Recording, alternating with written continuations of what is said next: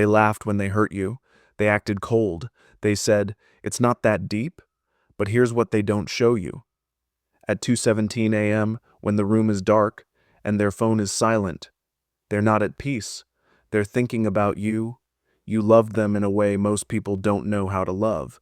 No games, no manipulation, no power plays, just honesty, effort, softness. And they betrayed that. They chose ego over empathy, attention over loyalty, impulse over connection. And at first it looked like they won. They moved on fast, posted stories, smiled too big. Meanwhile, you were breaking quietly. And here's the part nobody tells you. When you have a pure heart, betrayal hits you differently. You don't just lose a person. You lose the future you imagined, the safety you felt, the version of yourself that trusted without fear. But what about them? Let's talk about what actually happens inside someone who betrays a good person. There's something in psychology called cognitive dissonance. It's the mental discomfort we feel when our actions don't match who we believe we are. Most people don't think of themselves as villains. They think, "I'm a good person. I had my reasons.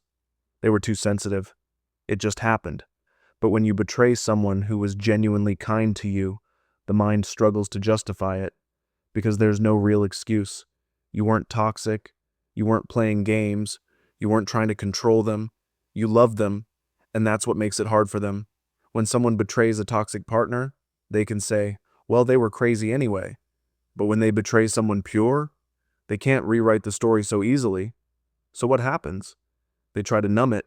Distractions, rebounds, parties, attention from strangers. But guilt doesn't disappear. It waits, especially at night. Nighttime removes distraction. No noise, no performance, no audience, just thoughts. And the brain replays unfinished emotional experiences. There's research showing that unresolved guilt activates the same stress pathways as physical danger. That tight chest feeling, that random memory flash, that sudden urge to check your profile, that's not love. That's the nervous system trying to process what they did, because deep down, they know you didn't deserve it. And here's the part that hits harder. When you lose someone toxic, you feel relief. When you lose someone pure, you feel absence, and absence is louder. Let me tell you about Daniel. Daniel dated a woman who adored him. She remembered his work presentations. She brought him coffee without asking. She defended him when his friends joked too hard. She trusted him completely. And he cheated, not because she wasn't enough, because he liked validation. He liked feeling wanted by multiple women. It fed his ego.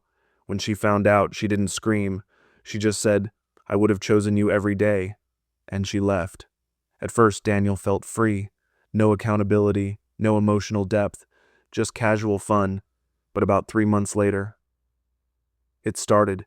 He'd wake up randomly at night, thinking about how she used to look at him.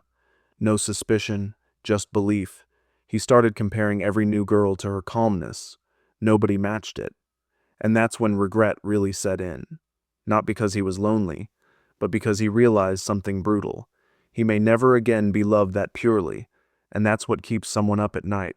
Not losing you, losing how you made them feel about themselves. There's a myth that says, if they're not crying publicly, they don't care. That's not how psychology works. Some people process guilt internally, silently, especially people with avoidant traits. Avoidant personalities suppress emotions to survive. They disconnect, they distract, they rationalize. But suppression is not deletion. You can bury emotion. You cannot erase it. Another myth? If they moved on fast, you meant nothing. Actually, the opposite is often true. Quick rebounds are emotional anesthesia. The deeper the wound, the faster the distraction. People don't run from what meant nothing. They run from what exposed them. And you exposed something uncomfortable in them. Their inability to protect something good. Here's the deeper layer most people miss. When someone betrays a pure-hearted partner, they also lose access to a version of themselves. You saw them as capable of loyalty, of growth, of stability. You believed in their potential.